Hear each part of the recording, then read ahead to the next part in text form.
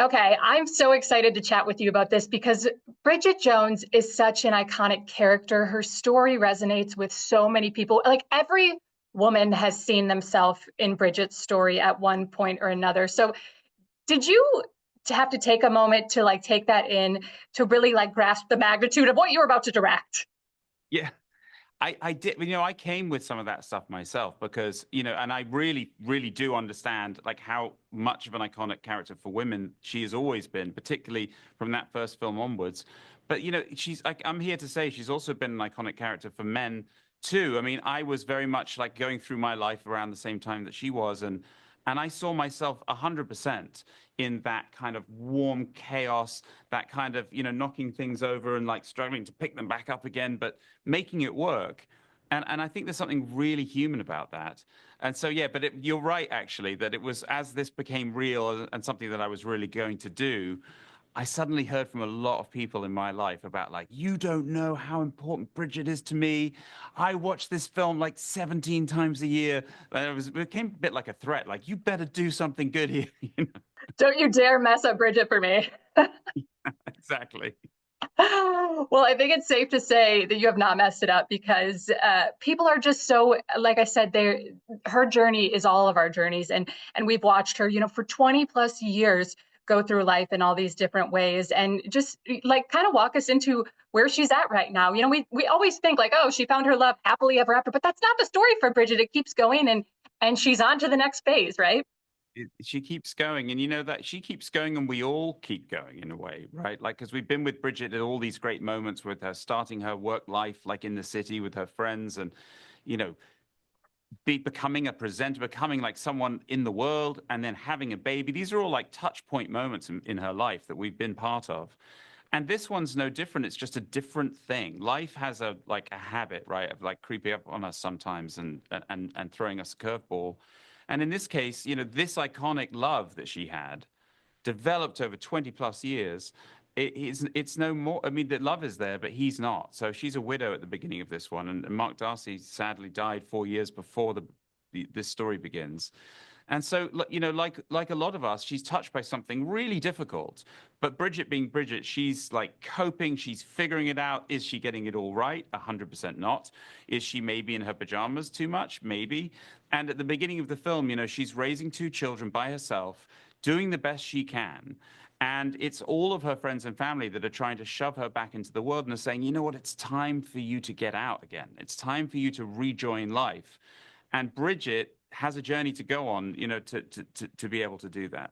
I want to ask you some about the character of Mr. Darcy and Colin Firth, of course, because he, has been a big part of Bridget's journey. And there's a cameo from him in this film. And I know you guys wanted to be specific about how you used him because he's a character that's beloved by a lot of the Bridget Jones, lore. And so, what was your thinking going into how you were going to, weave his story in? Yeah, it's really an important one. It was sort of part of the spine of how to tell this story of grief, letting go, moving on, coming back to life is essentially like what is the journey of this film. So it's a very sort of joyful, hopefully, I wanted to make a comedy of grief, but in order to have a comedy of grief, you need to have the comedy, but you really need to honor the grief too. So I knew that at the beginning of the film, particularly in the first part, Mark Darcy, Colin Firth, is a huge part of Bridget's life. He's not there anymore, but that doesn't mean that he's far away. Like many of us, she's living with his memory. She's living with him. She wants him to be there, so she can see him sometimes. So Mark Darcy is a presence in the film, and even as the film progresses and she explores what it is to let go, I think part of what we wanted to say here is that you don't let go and leave them behind. You can let go of holding on, but they are always a presence in your life. And so I really wanted Mark Darcy to be a presence through the film. I have to ask you some about Renee and just her stepping into this yet again. And she has, embodied this character for so long. And I know in an interview you said, like, she's not even Renee, she is Bridget. Like, what was it like working with her to tell this next story? Was she all in on Bridget's, next chapter? She's an all-in person. She's Texan, and so it's like a Hold'em thing. Maybe she's all in, because but in order to get there, we really, there was a lot of discussion before we ever even got to England about what this would look and feel like, and it was very important to me as the director to be making the same film, as my lead actor, and that's not always as obvious as it sounds, because the tone of this film is a little bit evolved. It's a little bit different from the tone of the others. So I really wanted to make sure that Renee was like there for it.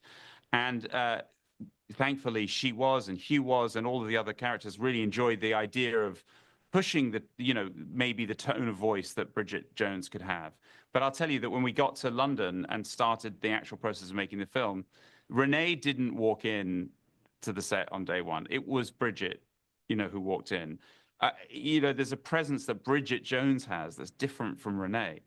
And I've never seen anything quite like it. It just I made the film with Bridget. It's amazing. Yeah. I want to ask personally if you have a favorite Bridget Jones moment throughout all the films, because I have to tell you, I think of, the bunny, the Playboy bunny, and then I also think of the underpants. Like, those are the iconic Bridget moments where they just stick out to me. And I'm like, every woman has gone through this. They are amazing moments. And there are so many. And I really, hats off to everyone who made that first film, because it's just chock full. The blue soup, all of it.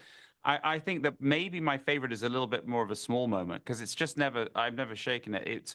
I don't know if you remember the scene, but Daniel Cleaver, incredibly played by Hugh Grant, is there, and Bridget is with him, and he's lying on the floor, and he says to her, if I can't make it with you, Jones, I can't make it with anyone.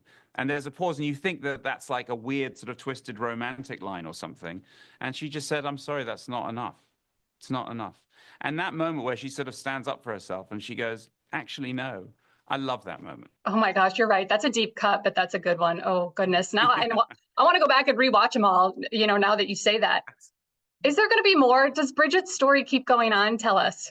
Well, here's the thing. I mean, there's no right or wrong answer. Her story definitely goes on, because life doesn't stop for us when we're like 50. Like, we go through, and there's comedy in life, and emotion and everything to be mined everywhere. But this is the last book that Helen wrote, and so it really is the last chapter, and we made it in a way as a sort of fond farewell to this world. So I don't want to say it, because you never know. But yeah, no, it's the last chapter, really.